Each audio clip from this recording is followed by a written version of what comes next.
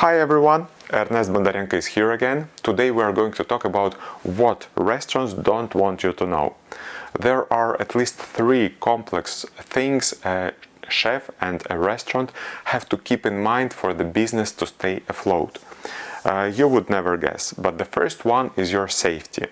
In Estonia, if you want to open a restaurant, you must make sure all of your processes are safe.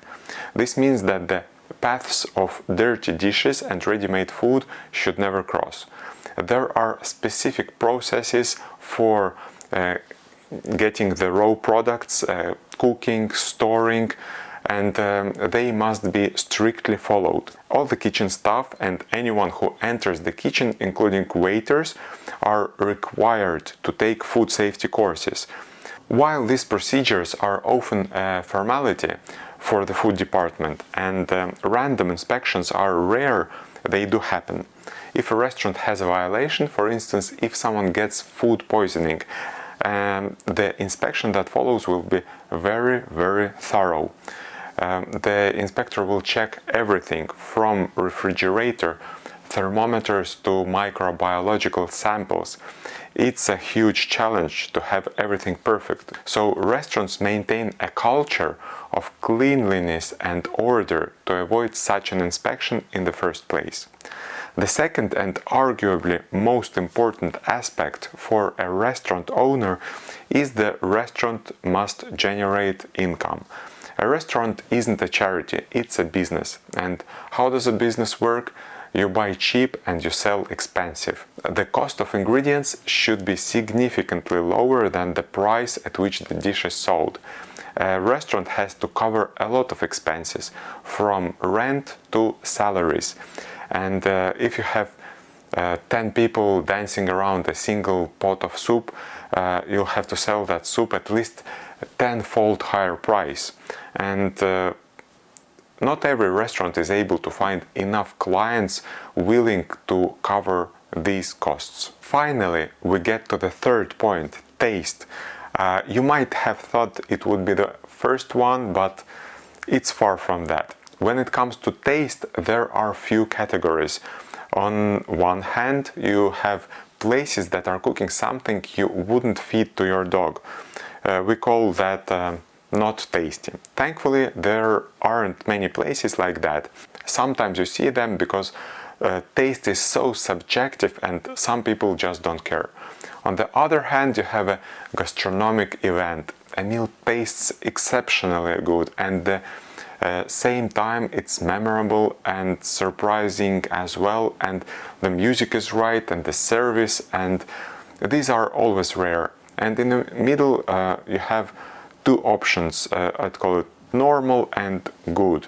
Normal, it's safe, it's common, and it's generally not bad. It's like a corporate cafeteria where you won't get poisoned, but it's nothing special. And good, this is a dinner you usually want to share with your friends. You enjoy the evening and everything seems fine, and you think this place is worth visiting one more time with this or another company. Most restaurants aim for normal or good, and it takes roughly the same amount of effort and ingredients to achieve either. It's rare for a chef to have an inspiration to create something truly great, and often experience depends less on the chef and more on the visitor's company and their mood. Often a cook understands it might not be worth using top-grade ingredients. Let's take an example. A young mother goes to a restaurant with her child to avoid the child getting used to fast food. She orders her child a dish she remembers from childhood. Mashed potatoes with sausages and an omelette for herself. The omelette is generously covered with green herbs. Actually, the omelette is made from powdered eggs and powdered milk, which are ultra-processed products. The same goes for the mashed potatoes, which are made from a powder, and the sausages are made from who knows what. And the entire set of ultra-processed products is then dressed with fresh herbs to create the illusion of freshness and taste. Most customers won't notice the difference or complain. These ingredients are generally a bit cheaper, easier and faster to cook, and align with business logic. By the way, they are safer because they don't spoil like fresh ingredients. You can also have multiple powder options to align with customers that are having different allergies or intolerances. I believe this is not right if the customer is getting an illusion on one side and no source of information on the other. Any customer has the right to know what they are eating. That's why we created the web platform NUTO, and it allows restaurants to enter all the ingredients they use and generate a QR code. A customer can scan this code, see the menu, and click on each dish to view nutritional information, as well as the complete list of ingredients in plenty of languages. The monthly cost is a cup of coffee for a food place, and it is absolutely free of charge for the end user.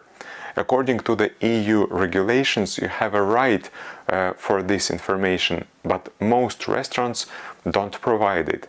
You can ask for a full list of ingredients, and while the waiter may not know it by heart, they are technically required to provide it. And actually, no food place in Estonia I know calculates the nutritional values, which I believe is a problem as well, maybe besides McDonald's and Hesburger.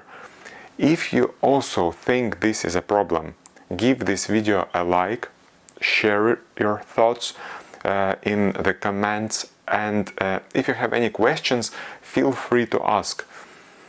Now, if you are a restaurant owner who doesn't have anything to hide, because using powder ingredients isn't always bad as long as customers know about it. Let's cooperate. It's always better to be honest and transparent with your customers. And by the way, I guess it is inevitable in our fast digitalizing world. Anyway, I'll put my email somewhere here, and partners and supporters, you can write to me, and see you soon. Bye bye.